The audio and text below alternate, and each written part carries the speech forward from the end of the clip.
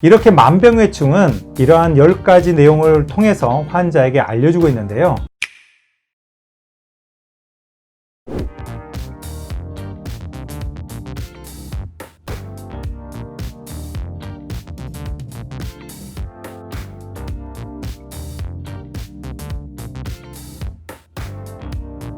안녕하세요, 한의학박사 김경호입니다. 오늘은 환자분들이 꼭 알아두셨으면 하는 이야기를 18세기 명나라 의학자였던 공정현이 쓴 만병회출은이라고 하는 한의서에 나와 있는 환자 시별한 내용을 통해서 말씀드리고자 합니다. 꼭 알아들었으면 하는 10가지 내용이 있는데요. 그 내용을 한번 살펴볼까요? 그 첫 번째가 바로 택명의입니다. 명의를 선택해야 된다라는 뜻인데요. 이때 명의는 다들 알고 계시겠지만 이름 명자, 유명한 의사 아니야? 이런 생각을 하게 되시는데 아니고요. 밝을 명자를 써서 이치의 밝은 의사를 말합니다. 의사를 선택함에 있어서 중요한 이유는 바로 우리의 건강을 책임지시고 또 우리의 생사까지도 이분에게 달렸기 때문에 그 선택함이 아주 중요하겠죠.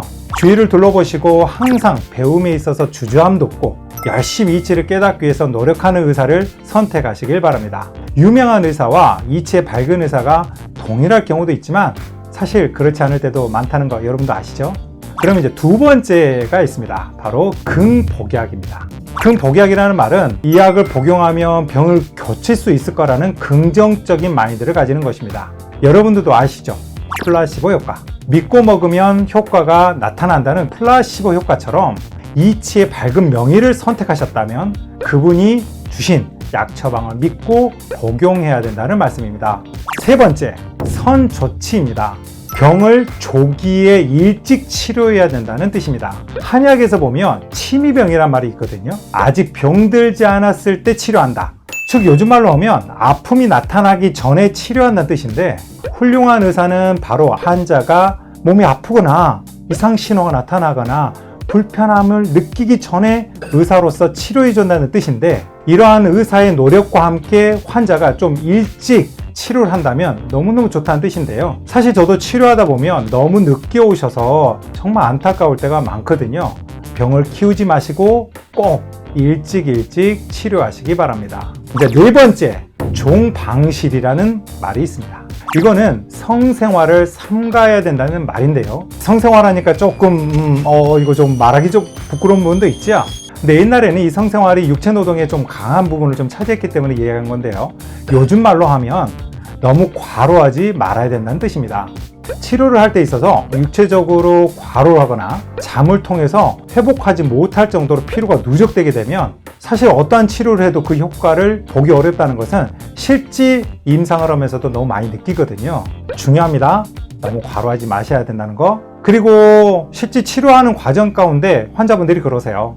열심히 치료해줬는데 잠 못 잤어요. 너무 과로했어요. 너무 무리했어요. 너무너무 피곤해 하신 분들은 역시나 치료와 회복이 쉽지 않다는 것을 늘 경험하거든요. 그리고 다섯째, 바로 개뇌노라는 말이 있습니다. 고뇌하거나 화를 내는 것을 금해야 된다는 뜻인데요. 병을 치료하고자 할 때는 근심하거나 걱정하거나 화를 내는 것은 사실 치료에 있어서 어떠한 도움도 안 됩니다. 마음은 충분히 이해됩니다. 질병이 있으면 걱정도 되고 근심도 되고 내가 왜 이런 병이 걸렸을까 하고 화도 나는 건데 사실 그러한 마음이 치료함에 있어서는 득이 되지 않기 때문에 그런 걸 경계해서 편안한 마음으로 치료받으려는 뜻이죠. 바로 여섯 번째, 식망노라는 게 있습니다. 이 말은 다섯 번째하고 연결이 되는데요. 분노하거나 이런 마음이 누그러진 상태에서 아주 편안해지는 마음으로 너무 힘쓰지도 말고 잘 휴식을 취하면서 치료해야 된다는 건데요. 치료함에 있어서 마음이 편해지도록 또 휴식을 취하는 것이 얼마나 중요한지는 실제 경험을 해보면 너무 많습니다. 너무 과로하지 않는 것도 중요하고요. 편안해지고 심신이 안정된 상태에서 치료받는 게 좋다는 뜻이죠. 그리고 일곱 번째, 절 음식이라는 게 있습니다.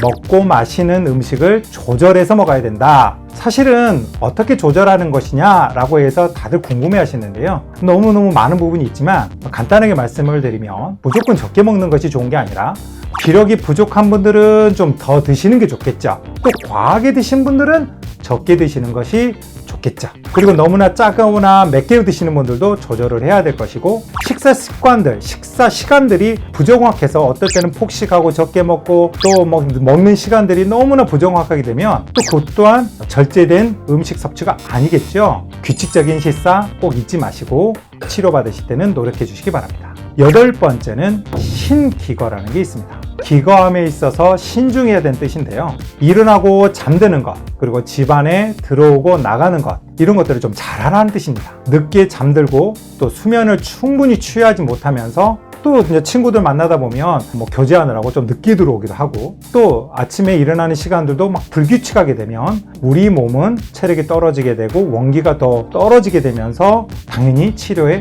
도움이 되지 않겠지요. 9번째, 막신사입니다.